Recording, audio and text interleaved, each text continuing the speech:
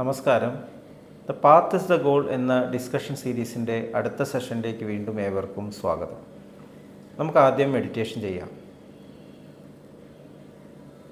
കണ്ണുകൾ അടച്ച് ശാന്തമായിരിക്കൂ. ഭൂമി മാതാവിനോടും സർവചരാചരങ്ങളോടും അന്തരീക്ഷത്തോടും കൃതജ്ഞത രേഖപ്പെടുത്തൂ.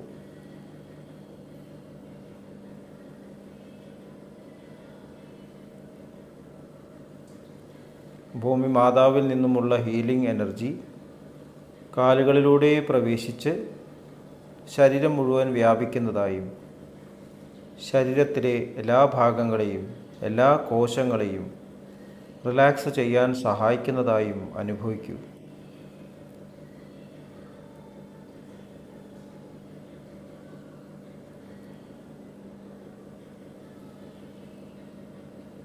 ഇപ്പോൾ ശരീരം പൂർണ്ണമായും റിലാക്സ്ഡായി. ഈ റിലാക്സേഷൻ ഹൃദയത്തിൽ അനുഭവിക്കൂ. ശ്വാസം ദീർഘമായി ഉള്ളിലേക്കെടുക്കൂ. ഹൃദയത്തിൽ സ്നേഹം നിറയുന്നതായി അനുഭവിക്കൂ. ശ്വാസം പുറത്തേക്ക് വിടുമ്പോൾ സ്നേഹം പ്രപഞ്ചം മുഴുവൻ വ്യാപിക്കുന്നതായും അനുഭവിക്കൂ.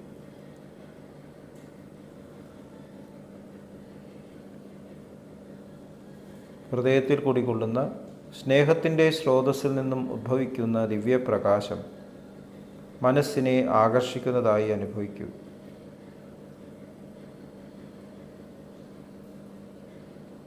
ആ ദിവ്യപ്രകാശത്തിൽ ധ്യാനം ആരംഭിക്കൂ.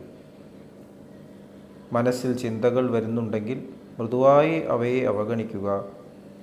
ദിവ്യപ്രകാശത്തിൽ ധ്യാനം തുടരുക. Please start meditation.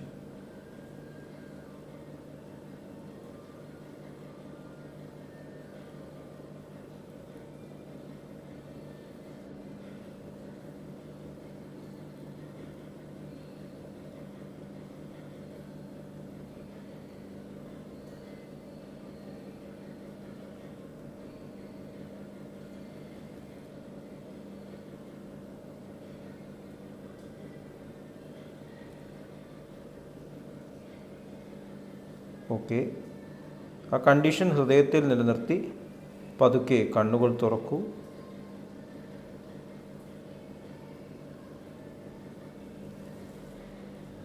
എല്ലാവരെയും വീണ്ടും ഹാർദമായി ഹാർട്ട്ഫുൾനെസ് സഹജമാർഗ് മെഡിറ്റേഷൻ സിസ്റ്റത്തിലേക്ക് സ്വാഗതം ചെയ്യുന്നു. എങ്ങനെ ജോയിൻ ചെയ്യാം എന്നതിൻ്റെ ഡീറ്റെയിൽസ് ഡിസ്ക്രിപ്ഷൻ ബോക്സിൽ കൊടുത്തിട്ടുണ്ട്. ഇപ്പം എന്തുകൊണ്ടാണ് ഹാർട്ട്ഫുൾനെസ്സിൽ ജോയിൻ ചെയ്യണം എന്ന് പറയുന്നത്? ഹാർട്ട്ഫുൾനെസ് കമ്മ്യൂണിക്കേഷൻ എന്നുള്ളൊരു പ്രോഗ്രാമുണ്ട്. എന്ത് പ്രവൃത്തി ചെയ്യുമ്പോഴും ഹാർട്ട്ഫുൾ ആയിരിക്കുക. ഹൃദയം പൂർണ്ണമായിട്ടും നിറഞ്ഞ് പ്രവർത്തിക്കുക. എങ്ങനെയാണ് ഹൃദയം നിറയുക?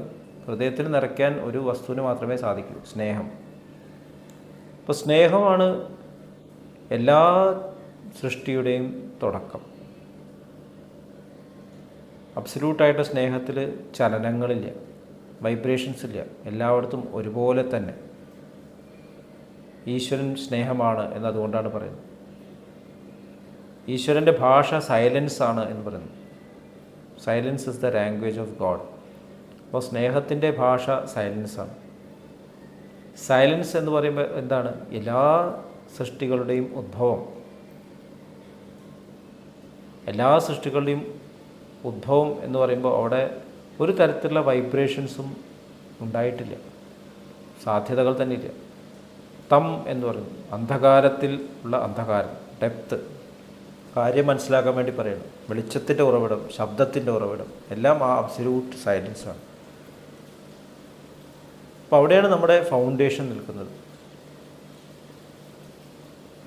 ശബ്ദം എന്നുള്ള വാക്ക് ഉപയോഗിക്കുമ്പോൾ വൈബ്രേഷൻ എന്നുള്ള അർത്ഥത്തിൽ വേണം മനസ്സിലാക്കാനായിട്ട്. നമ്മുടെ സ്ക്രിപ്റ്റേഴ്സിൽ സൗണ്ട്, വേർഡ്സ് എന്ന് പറയും, ശബ്ദ. അപ്പോൾ നമ്മൾ സാധാരണ പറയുന്ന ഈ ശബ്ദമല്ല, ഈ സൗണ്ടല്ല ശബ്ദ എന്നുള്ള വാക്കെന്ന് നമ്മൾ മനസ്സിലാക്കേണ്ടത്.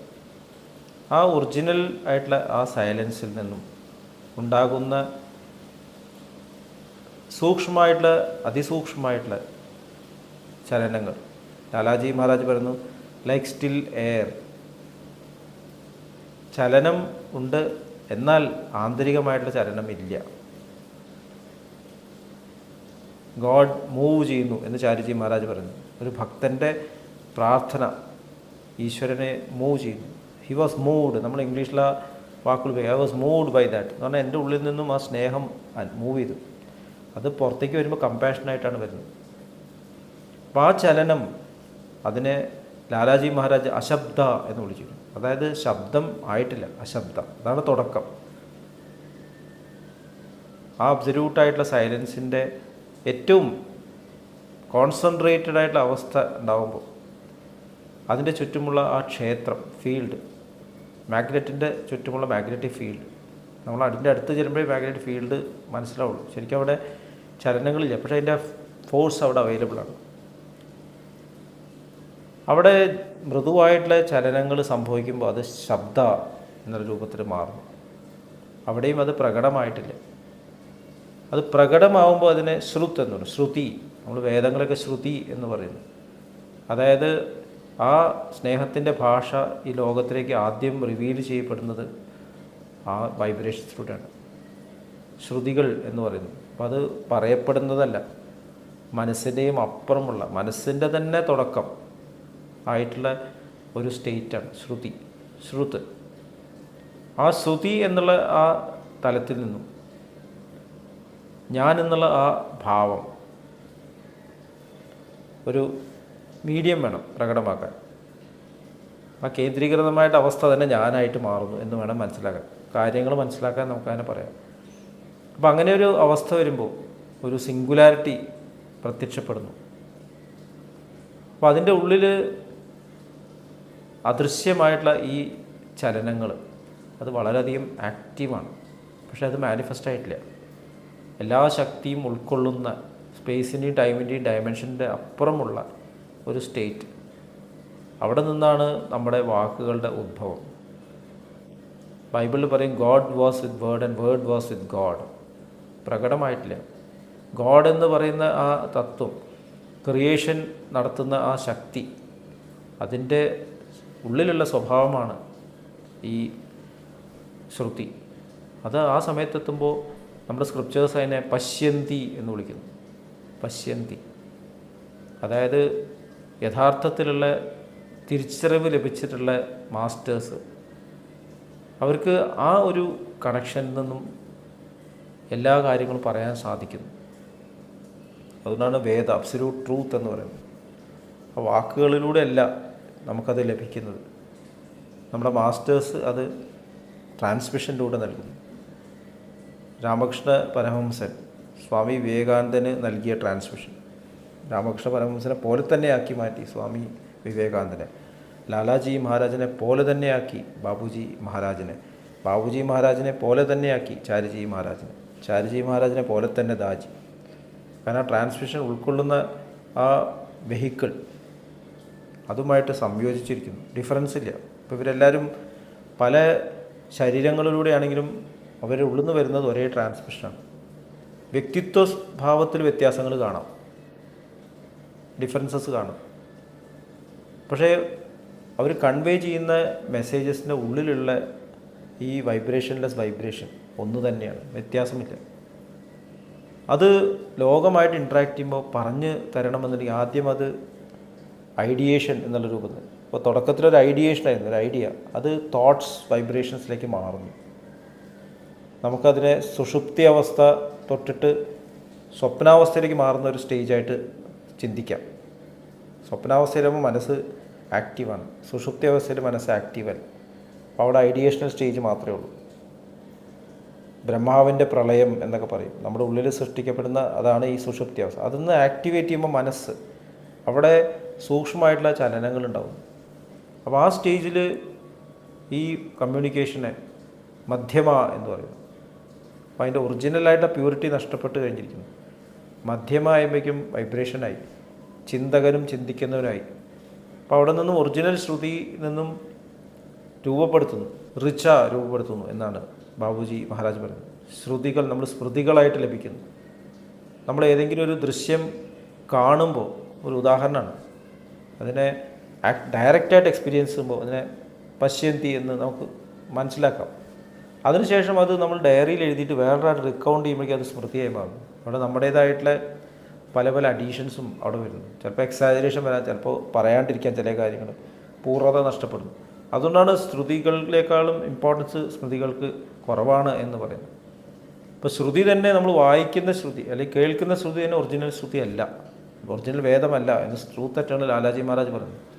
ശരിക്കുള്ള ശ്രുതി എന്ന് പറയുമ്പോൾ ലഭിക്കുന്ന ട്രാൻസ്മിഷനാണ്. അത് വാക്കിലൂടെ എക്സ്പ്രസ് ചെയ്യാൻ സാധിക്കില്ല. അത് വാക്കിലൂടെ മാസ്റ്റേഴ്സ് എക്സ്പ്രസ് ചെയ്യുമ്പോൾ നമ്മൾ ശ്രുതി എന്ന് കണക്കാക്കുന്നു. കാരണം അവർ ആ പ്യൂറായിട്ട് ഇൻറ്റൻഷനിൽ തരുന്നു. നമ്മൾ കേൾക്കുമ്പോൾ അതിന് ഡിഫറൻസസ് തോന്നും. കാരണം ശബ്ദമായി മാറിക്കഴിഞ്ഞു, വേർഡ്സായി മാറിക്കഴിഞ്ഞു, ഇവിടെ ഇൻ്റർപ്രിറ്റേഷൻസ് വരാനുള്ള സാധ്യതയുണ്ട്. പ്രകടമാവുന്നതിന് മുമ്പേ ലഭിക്കുകയാണെങ്കിൽ അതാണ് ഏറ്റവും വലിയ ഭാഗ്യം. ഇനി മധ്യമ എന്നുള്ള സ്റ്റേറ്റിൽ നിന്ന് തോട്ട്സ് വേർഡ്സാക്കി മാറുന്നു. നമ്മൾ ഈ ശബ്ദം തന്നെ മനസ്സിൽ വൈബ്രേഷൻസ് ഉണ്ടാകുമ്പോൾ അതിന് ചിന്തകൾ എന്ന് പറയുന്നു. അത് വോക്കൽ കോഡിൽ വൈബ്രേഷൻസ് ഉണ്ടാക്കുമ്പോൾ നമ്മളതിനെ സൗണ്ട് എന്ന് പറയുന്നു, ശബ്ദം. ചെവിയിൽ വൈബ്രേഷൻസ് ഉണ്ടാകുമ്പോൾ അതിനെ ശ്രവണം എന്ന് പറയുന്നു. കണ്ണുകളിൽ വൈബ്രേഷൻസ് ഉണ്ടാകുമ്പോൾ അതിനെ കാഴ്ച എന്ന് പറയും. ത്വക്കിൽ വൈബ്രേഷൻസ് ഉണ്ടാക്കുമ്പോൾ അതിനെ സ്പർശം എന്ന് പറയും. മൂക്കിൽ നാക്ക്, സ്മെല്ല്, ടേസ്റ്റ്, ഇതെല്ലാം ആ ഏത് ഓർഗനാണോ അത് കണ്ടുമുട്ടുന്നത് അതുമായിട്ട് റെസണേറ്റ് ചെയ്യുമ്പോൾ ആ ഒരു വൈബ്രേറ്ററി തലമാണ് ഉണ്ടാകുന്നത്. ഇതുപോലെയാണ് വ്യക്തികളിലേക്കും ഈ ശ്രുതി ടച്ച് ചെയ്യുമ്പോൾ ഉണ്ടാകുന്നത്. ഓരോരുത്തരും അവരവരുടെ ലെവലിൽ അത് സ്വീകരിക്കുന്നു. അവർക്ക് അത്രേ പറ്റുള്ളൂ. അതുകൊണ്ട് തന്നെയാണ് ഇവിടെ ശാസ്ത്രങ്ങൾ പലതരത്തിൽ ഇൻ്റർപ്രറ്റ് ചെയ്യപ്പെടുന്നത്. ഓരോരുത്തർ ഏത് ലെവലിലാണ് ആ തലത്തിൽ ഇൻ്റർപ്രറ്റ് ചെയ്യപ്പെടുന്നത്. എല്ലാം ശരിയാണ് അവരുടെ തലത്തിൽ നിന്ന്. നിങ്ങൾ എവിടെ നിൽക്കുന്നു എന്നുള്ളത് ആദ്യത്തെ ചോദ്യം എന്ന് കോൺവെർസേഷൻ വിത്ത് ഗോഡിൽ പറയുന്നു. നിങ്ങളുടെ ലക്ഷ്യം എന്താണ് രണ്ടാമത്തെ ചോദ്യം. നമ്മളൊരു ഇൻ്റർപ്രറ്റേഷൻ ശരിയാണെന്ന് ശരിയാണ്, പക്ഷേ നിങ്ങൾക്ക് അവിടെ തന്നെ കണ്ടിന്യൂ ചെയ്യാനാണ് ആഗ്രഹം എങ്കിൽ നിങ്ങൾ സ്റ്റക്കാണ്. അപ്പോൾ നമ്മൾ ഇൻ്റർപ്രറ്റേഷൻസിൽ കുടുങ്ങാതെ യാഥാർത്ഥ്യത്തിലേക്ക് കണക്ട് ചെയ്യണം. അപ്പോൾ നമ്മുടെ കോൺവെർസേഷൻ ശൈലി ആ രീതിയിലാണ്. നമ്മൾ സംസാരിക്കുമ്പോൾ എൻ്റെ ഉള്ളിൽ നിന്നുള്ള ആ ഏറ്റവും പ്യുവറായിട്ടുള്ള ഇൻറ്റൻഷൻ, നേരത്തെ പറഞ്ഞ പശ്യന്തി എന്നുള്ള സ്ഥലത്ത് ഇൻറ്റൻഷനിലേക്ക് നമുക്ക് കണക്ട് ചെയ്യാൻ സാധിക്കും. ഇൻറ്റൻറ്റ് ചെയ്യുന്നതാണ് എന്താണ് ഞാൻ മനസ്സിൽ ഉദ്ദേശിക്കുന്നത്. ആ ഉദ്ദേശം തന്നെ വാക്കിലൂടെ പ്രകടിപ്പിക്കാൻ സാധിക്കാൻ നമ്മൾ ശ്രമിച്ചുകൊണ്ടിരിക്കണം. അവിടെയാണ് ഹാർട്ട് പ്ലസ് കമ്മ്യൂണിക്കേഷൻ്റെ ഏറ്റവും ബേസ്. ചിന്തകളിലേക്കും വാക്കുകളിലേക്കും വരുമ്പോൾ ഇൻറ്റൻഷൻ മറക്കാതെ, ഞാൻ ഇൻറ്റൻറ്റ് ചെയ്യുന്നത് സ്നേഹമാണെങ്കിൽ എൻ്റെ ചിന്തകളിൽ സ്നേഹമാണ്, വാക്കുകളിൽ സ്നേഹമാണ്. അവിടെ ഒരിക്കലും ഡൈവേർഷൻസ് പാടില്ല. അപ്പോൾ അങ്ങനെയുള്ള ഒരാൾ സംസാരിക്കുമ്പോൾ അത് അനുഭവിക്കുന്നു. ഒരമ്മ കുട്ടിയെ ശിക്ഷിക്കുമ്പോൾ കുട്ടിക്ക് മനസ്സിലാവുന്നു അമ്മയ്ക്ക് സ്നേഹമുണ്ട്. കുട്ടി പിന്നെ അമ്മയുടെ അടുത്തേക്ക് തന്നെ ഓടിയെത്തുന്നു. അമ്മയ്ക്ക് സ്നേഹിക്കാനല്ലാതെ പറ്റില്ല. ഇതാണ് ഇൻറ്റൻഷൻ എന്ന് പറയുന്നത്. ശിക്ഷയിലും അടിയിൽ ഇൻറ്റൻഷൻ സ്നേഹമാണ്. നേരെ മറിച്ചിട്ട് ഇൻറ്റൻഷൻ ദേഷ്യമാണ്, അസൂയാണെങ്കിലും വാക്കുകൾ നല്ലതാണെങ്കിലും എല്ലാവർക്കും മനസ്സിലാവും, അല്ല ഇൻറ്റൻഷൻ ശരിയല്ല. വിഷകുംഭം പയോമുഖം എന്നുള്ളൊരു സൂക്തമുണ്ട് സംസ്കൃതത്തിൽ. അതായത് മുഖം, ശരീരം ഉള്ളിൽ മുഴുവൻ വിഷമാണ്, തോട്ട് പ്രോസസ്. പക്ഷെ പയോമുഖം, വാക്കിൽ മാത്രം ഭയങ്കര നെക്ടേറിയൻ സ്പീച്ചാണ്. അപ്പോൾ അത് പെട്ടെന്ന് നമുക്ക് തിരിച്ചറിയും. കാരണം അടുത്ത നിമിഷം തന്നെ അവർ മാറുന്നു.